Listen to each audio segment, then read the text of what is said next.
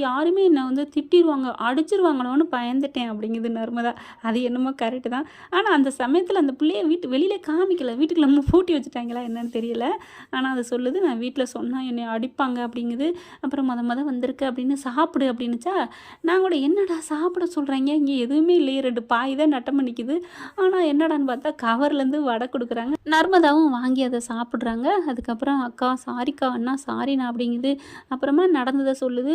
உனக்கு ஏதோ முடியலைன்னு சொன்னாங்களேப்பா" அப்படின்னு அந்த அம்மா கேட்குது. "ஆமா, எனக்கு ஆப்ரேஷன் பண்ணியிருக்கு. ஹார்ட்ல பிரச்சனை. அவங்க அப்பா சொல்லுவாரு அடிக்கடி உனக்கு பிரச்சனைன்னு." அப்படியே தெளிவா, அப்படியே நார்மலா பேசுறாங்க.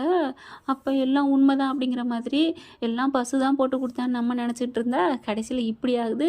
அப்புறமா நாங்க ஆப்ரேஷன் பண்றதுக்கு பணத்துக்கு கஷ்டப்பட்டோம். அந்த பசுபதி தான் எங்க தோட்டத்து காசெல்லாம் வித்து தின்னுட்டேன், ஏப்பம் போட்டான். எங்க அக்கா கஷ்டப்பட்டு வாங்குச்சு அப்படின்னு நடந்தத சொல்லுதுங்க. பணத்தையும் எங்க மாமா தொலைச்சிட்டாரு. இந்த காசுக்காக தான்